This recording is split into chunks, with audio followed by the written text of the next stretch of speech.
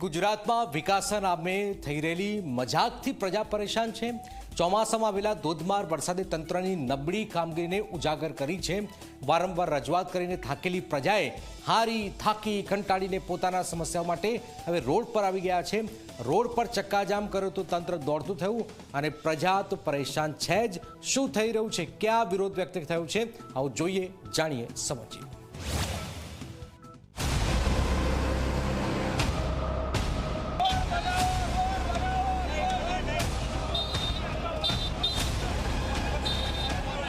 દિવસે ડાન્સ, રાત્રે ડેન્જર। આ છે આણંદ જિલ્લાના ચિખોદરાથી સારસાને જોડતો 7 કિલોમીટરનો બિસ્માર માર્ગ। ખાડાઓ એટલા ઊંડા કે પસાર થાવ એટલે કમરના મણકા તૂટે એ નક્કી, અને રાત્રે અકસ્માત થાય તે નક્કી। હાડકા તૂટે કે જીવ પણ જાય, બધું જ શક્ય છે। આ રોડ પરથી પસાર થાવ એટલે એવું લાગે કે જાણે 7 નહીં પણ 70 કિલોમીટરની સફર કરી હોય। તૂટેલો ફૂટેલો ખખડી ગયેલો આ રોડથી ગામ લોકો ત્રસ્ત બન્યા છે। વારંવાર રજૂઆતો પણ તંત્રએ ધ્યાન ન આપ્યું। મુખ્યમંત્રી ભૂપેન્દ્ર પટેલ જ્યારે સારસા આવ્યા ત્યારે પણ યાદ અપાવી, પણ કાંઈ ના થયું। વાહનો તૂટ્યા અને અકસ્માતો વધ્યા। ચોકડી થી ચિખોદર ચોકડી સુધીનો રોડ બહુ બિસ્માર હાલતમાં છે।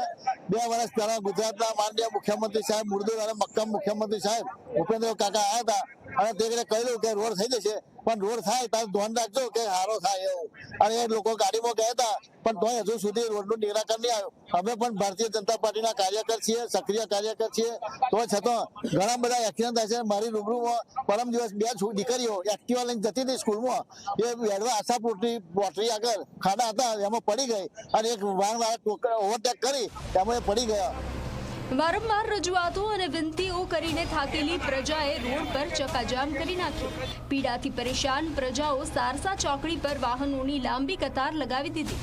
રોડ પર ટ્રાફિક જામ થઈ જતા પોલીસ દોડતી થઈ ગઈ, ઉગ્ર સૂત્રોચ્ચાર કર્યા। રોડ સાહેબ કેટલા સમયથી રોડ બિસ્માર હાલતમાં છે।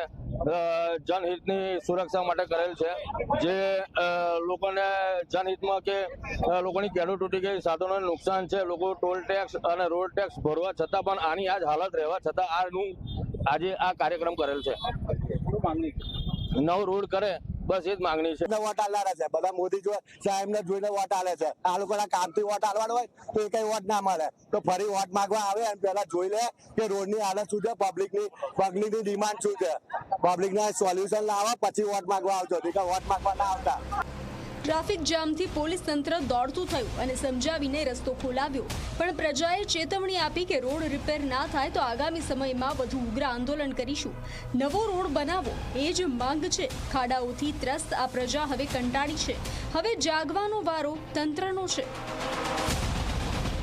સુધી આ બધું ચાલશે એટલે અમારી એક જ માંગ છે કે આ રોડ જલ્દીમાં જલ્દી બને। નિરાકરણ નહીં આવે તો આગળ શું કરે? અમે આગળ આવી રીતે જ અમે જ્યારે હોય ત્યારે અમે આવી રીતે જ બધા એકઠા થઈ અને એનો વિરોધ કરીશું। આ છે ગુજરાતના ગામડાની વાસ્તવિકતા, જ્યાં રોડ નથી તો વિકાસનું સપનું પણ તૂટે।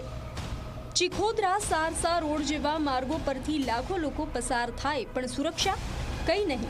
જો પ્રજાની પીડા સાંભળવામાં નહીં આવે તો પ્રજા રોડ પર ઉતરશે। બુરહાન પઠાણ, ઝી મીડિયા, આણંદ।